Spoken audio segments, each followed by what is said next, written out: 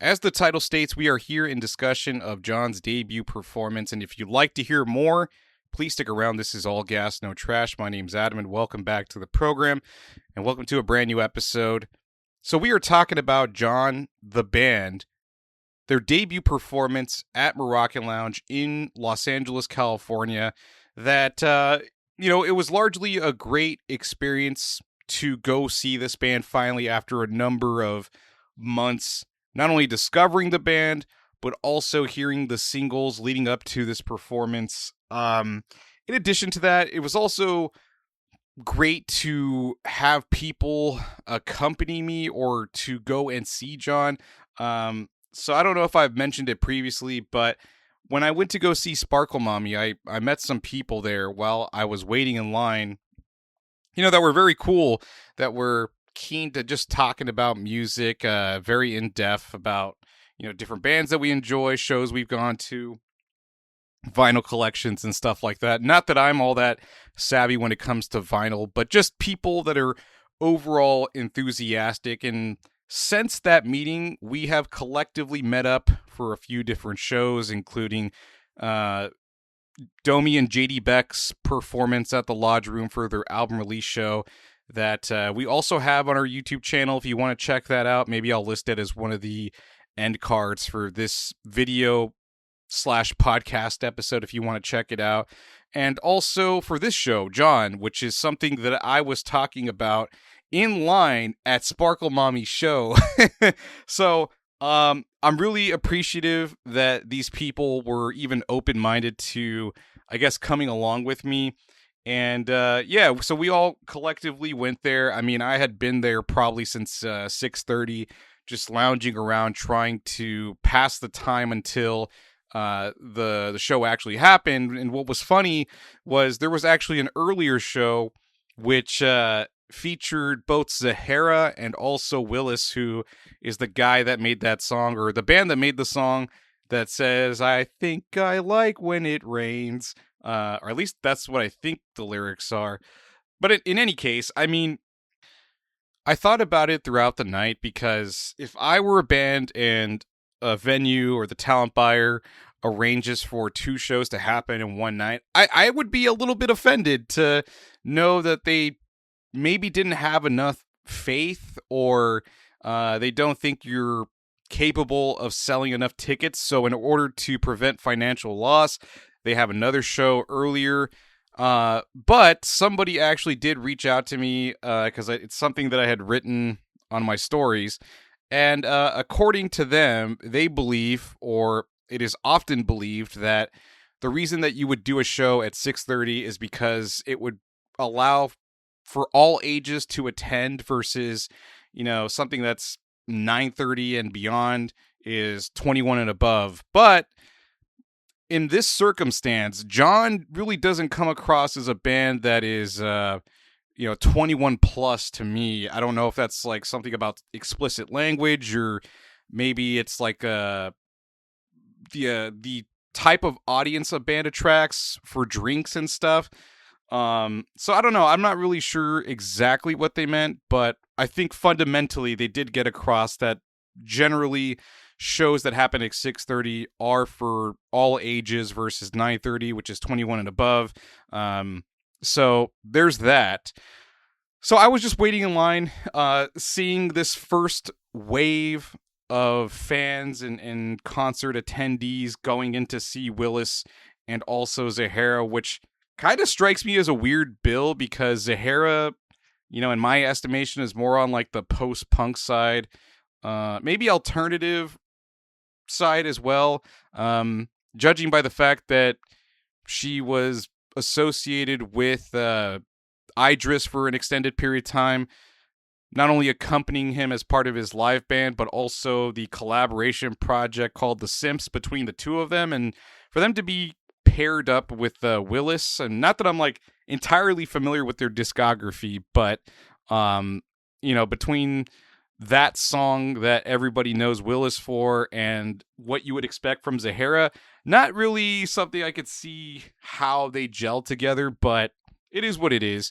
Nonetheless, I the other friend ended up showing up, which is this woman whose name is Jess. She's a DJ, and she is starting to, I guess, develop her presence within the music scene locally, starting to do DJ sets, or will start doing DJ sets on Dub Lab, in addition to doing DJ sets at Checker Hall, which is just under a lodge room if anybody's keen to check her out, which is something I'm planning to do myself, because I've had these people that I've met through shows come through for me. I feel like I should reciprocate. So, it just makes the experience of waiting in line so much funner when you have people to just kind of chop it up with. And both Zane, who's the other person, and Jess have made it, time making time fly by really quickly.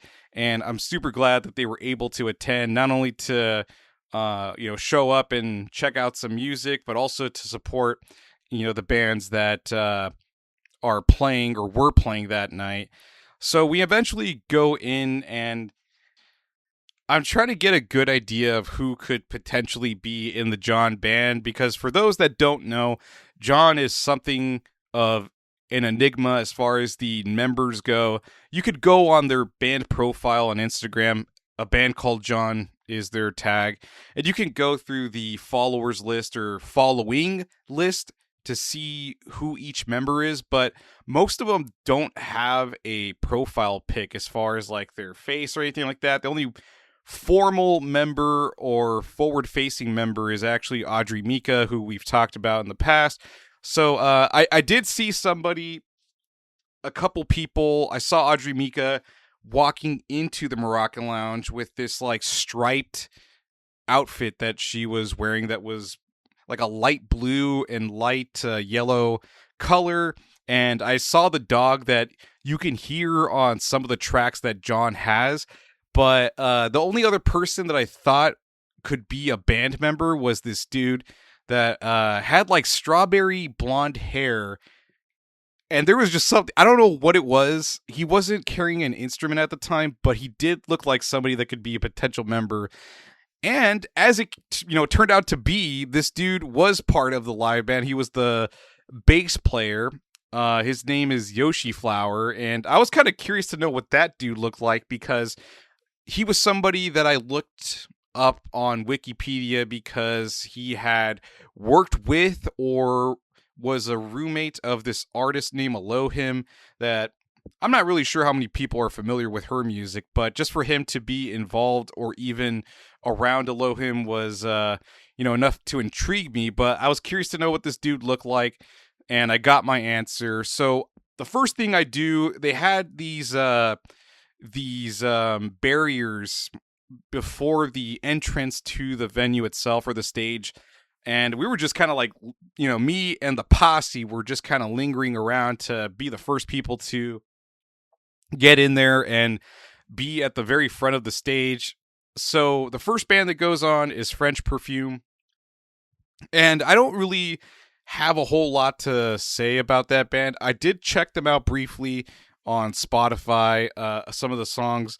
One of the cool things that they did was one of the members, who was the female vocalist, mentioned something about singing a song in Iranian. I'm not sure what the proper language is of Iran, but she did a whole song in Iranian that was really beautiful. It was actually pretty cool, but I don't know if I had a whole lot to add about that particular band other than that.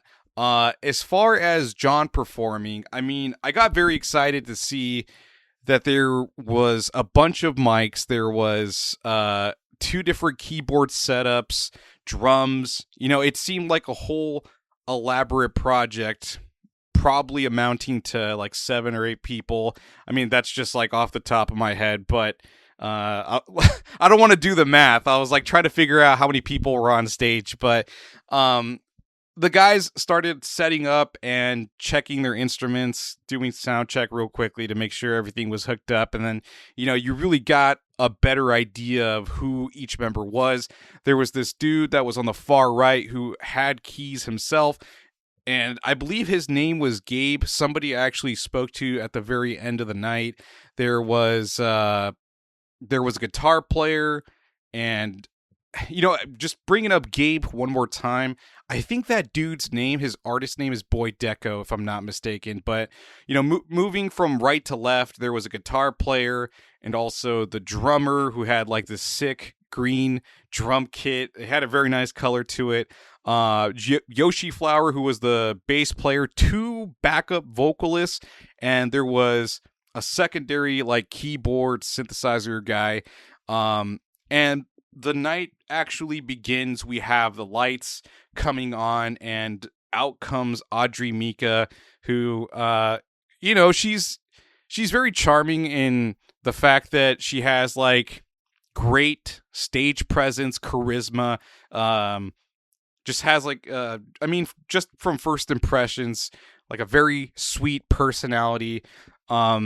Just very thankful to have people come out and show up. And from what I can eyeball, I think I probably estimated that they sold probably 60 or 70% of the tickets for that particular show. So whatever 60% of 250 people is for the Moroccan Lounge, it turned out pretty well. I mean, for a band that is fairly new, has a modest following, I imagine it's a little bit of a gamble for a venue to debut a band that has never performed. And there is a little bit more of a story. I'm not sure if I'm actually going to share it, but it does kind of make it more compelling to hear about each of the members from John and them doing this project. But I'm not sure if I want to do that. If I'm capable of getting like an interview with them, if I can talk to them and see if they want to talk or whatever, I think that's probably something that could be saved for a later conversation. But anyways, so they open with "If There's a Will, There's a Way." And as much as I'm holding out on bringing up some of the stuff that I ended up talking to Gabe about at the very end of the set, it does add a lot of context to the music lyrically, and I think it makes it more impactful. But the fact that they haven't disclosed that in some way in their posts seems like it seems like a little bit of an odd choice. Not that I'm like critiquing all that much, because a band is entitled to do whatever they want, but some of the choices that they make me raise an eyebrow. One thing that I forgot to ask about was why make this band so difficult to discover? I mean, why go the opposite way and make it so difficult to find this band? Because when it comes to like SEO optimization, they're not very easy to discover on either YouTube or any other platform.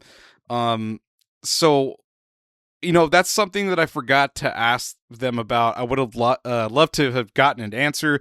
I'm sure they would have, because Gabe was just kind of like this largely an open book to the questions that I was asking. I would have loved to gotten an answer for that. But yeah, so they opened with "If There's a Will, There's a Way."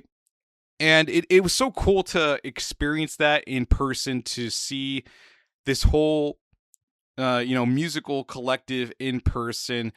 One thing that I can say as far as what Gabe and I had discussed was the fact that Audrey Mika had not, she had been gone for an extended period of time away from LA, living in Idaho.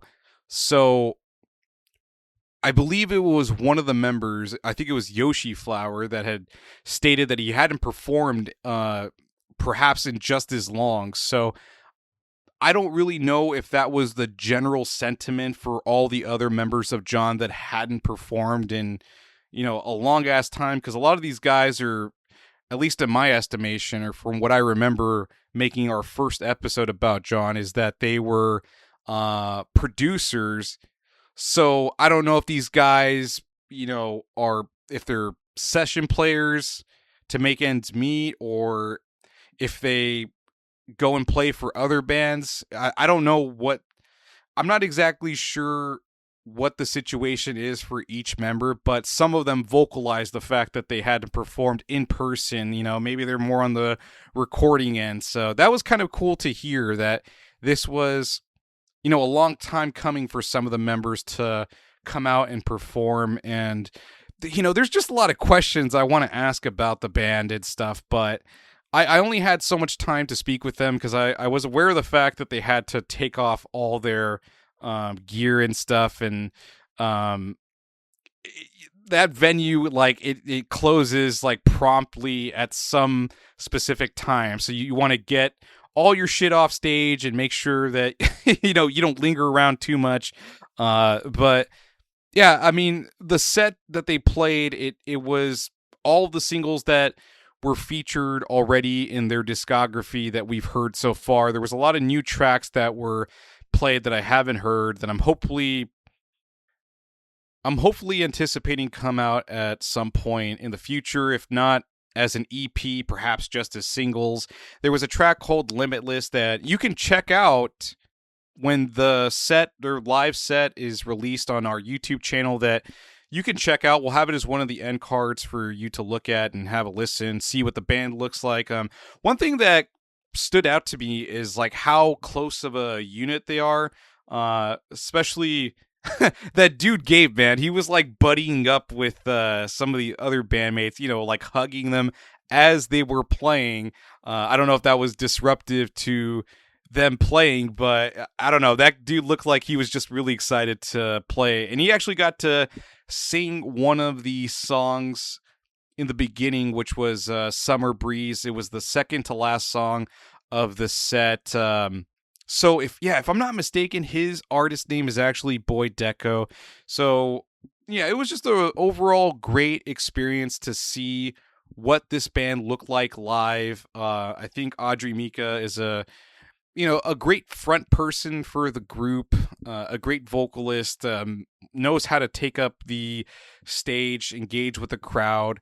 At some point, so while I mentioned the fact that she is currently residing in Idaho, if I'm not mistaken, somebody actually brought out a sweet potato, which was just like the most random fucking thing, and she was trying to figure out what to do with it. She was holding it for a minute, and then she eventually sets it down, but that was just like such a random fucking thing for somebody to bring, but it was pretty damn funny. But overall, just a great experience. So the two people that I had met through the Sparkle Mommy show, Zane and Jess, we stayed behind to get the set list, and Jess gave me the I guess main set list, which was Audrey Mika's, because it had like notes on it.